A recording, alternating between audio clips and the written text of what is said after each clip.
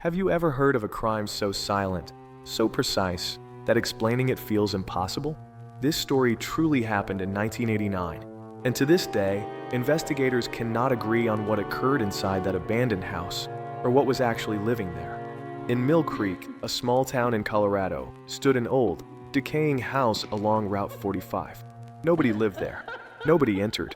It stayed dark, forgotten, as if time itself avoided touching it, until the day an entire family was found dead inside.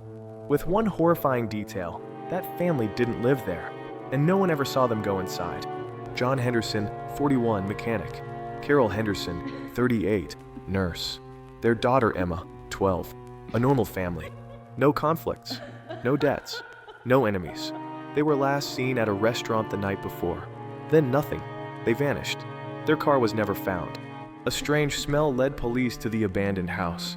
What they found was impossible. The family was seated around a table, as if frozen mid-dinner, their faces twisted in extreme terror.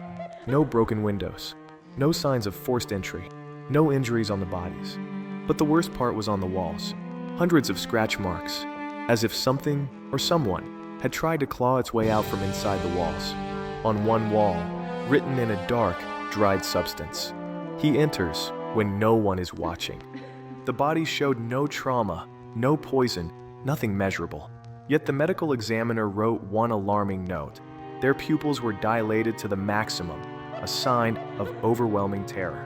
The official conclusion: simultaneous cardiac arrest. Impossible, unless they all saw something beyond comprehension. Two detectives were assigned, Mark Jeffries and Daniel Cole. Researching past records, they discovered something chilling. 3 other families had been found dead in that same house between 1964 and 1981. Always the same pattern. Frozen faces, no signs of struggle, scratch marks, victims who did not live in the house. No one lived there, but death returned repeatedly. Obsessed, Jeffries told Cole, "I need to spend one night in that house." Just one. Cole refused to join him. On January 14th, 1990, at 10:17 p.m., Jeffries entered the house alone. He brought a camcorder and a tape recorder.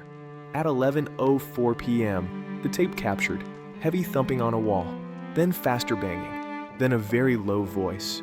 He enters when no one is watching. A muffled scream, a violent crash, silence. Jeffries never came out again. No struggle, no footprints, no trace of him anywhere. He had simply ceased to exist. Before authorities could demolish it, the house caught fire at 3 a.m. No electrical fault, no intruder, no explanation. Everything turned to ash, except one thing: the chimney, and inside, a partially melted tape from Jeffries' recorder. Only one phrase could still be heard: "He enters when no one is watching." Theory 1, a perfect killer. Someone entered, killed, and left without a trace. But how explain disappearing detectives? Theory 2, a panic-inducing gas. A scientific hypothesis. Extreme fear leads to heart failure, but no gas was ever found. Theory 3, Jeffries himself, that he killed the family and fled. But why leave the tape? And how did he vanish?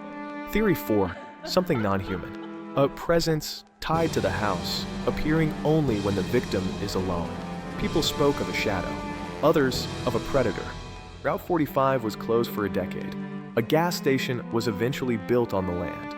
The workers report knocking on the walls, voices whispering their names, scratch marks appearing overnight, always between 3 o'clock and 3:20 a.m. A perfect crime, mass hallucination, or something that watches and enters only when no one is watching?